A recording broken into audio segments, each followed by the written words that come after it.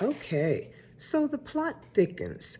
As some of you may already know, last year Florida also passed a law banning social media censorship.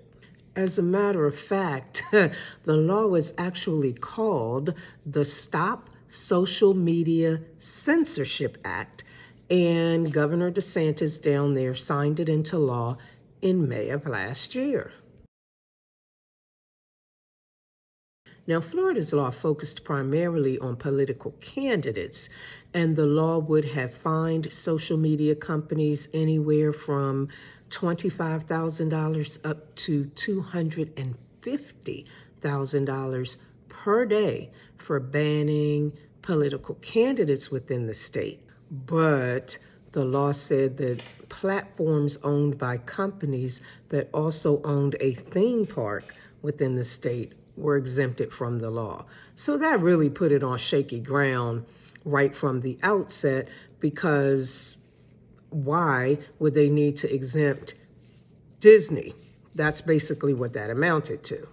Now, of course, the law only applied to social media platforms operating within the state, and there was a further condition that the platforms had to either have $100 million revenue annually or have at least 100 million global users per month.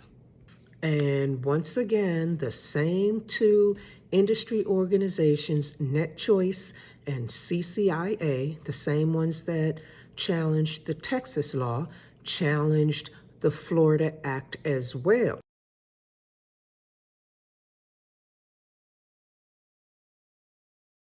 But Florida is in the 11th Circuit, and back in May of this year, the 11th Circuit Court of Appeals ruled that it was substantially likely that the Stop Social Media Censorship Act that Florida passed would violate the First Amendment rights of the social media platforms. So that court issued an injunction against the Florida law. The court allowed a few minor, inconsequential parts of the law to stand, such as the social media platform had to allow a banned user 60 days after banning to access his or her content, that sort of thing, but really they gutted the law.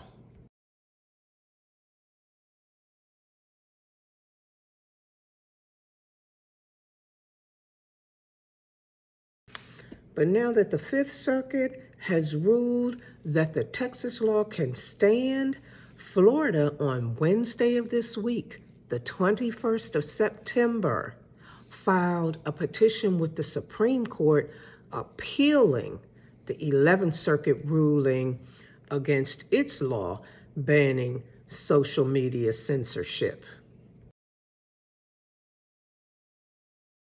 Now, there is something that's actually quite interesting about the Florida case.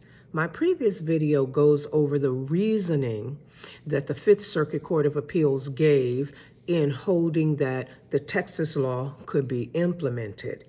And when I looked into the reason the 11th Circuit Court granted the injunction against the Florida law, I found something very interesting. In addition to all the constitutional, First Amendment, all that sort of thing, the 11th Circuit Court of Appeals said that pursuant to a federal law, which they call Section 230, states cannot enact the kind of measures that Florida enacted. I found that that section is actually called Protection for Private Blocking and Screening of Offensive Material. And subparagraph C of Section 230 is called Protection for Good Samaritan Blocking and Screening of Offensive Material.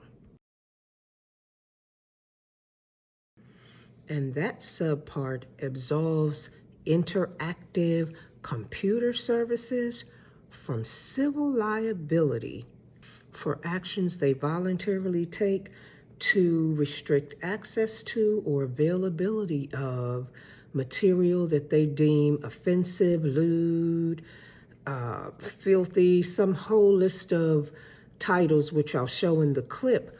But the clincher is that the last phrase says, or otherwise objectionable, which to me is a really broad category that leaves way too much discretion up to the social media platforms.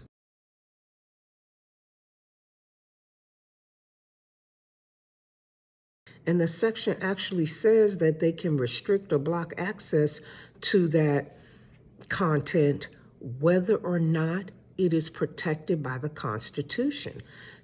This law was passed about 4 years ago, according to what I can tell. So in my mind, the social media platforms already got to Congress well before they started blocking and banning without regard for anything else.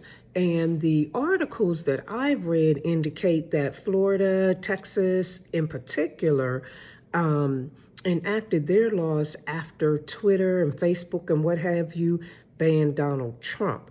And they feel that the social media platforms are out to prohibit or restrict conservative speech.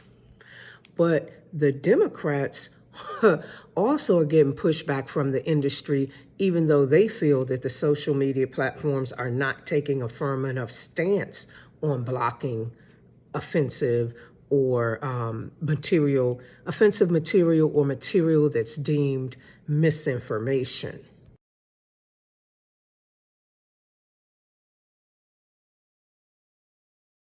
But in any event, my point is that given Section 230, what kind of laws can really stand? California has passed recently some kind of transparency law that requires the social media platforms to reveal who they're banning and that sort of information. And it's reputed that the social media platforms are even going to oppose that in court too. So they just want to be free to do whatever they want to whomever they want without telling anyone about it, because they're a quote unquote private company. And it'll be interesting to see what the Supreme Court has to say and whether any state can get around Section 230, because all around the country, states are starting to enact their own regulations because, as we all know, social media censorship is getting out of control, has really actually long been out of control. So it's getting interesting. Stay tuned. I'm sure it'll be a while before there's any kind of ruling, whether the Supreme Court even decides to take the case, because they have that option as well to just not do so. But if they do, then it certainly will be a while before they issue an opinion. But at such time as they do, I'll be happy to update you. And in the meantime, at least the Texas law is still going strong. Okay, so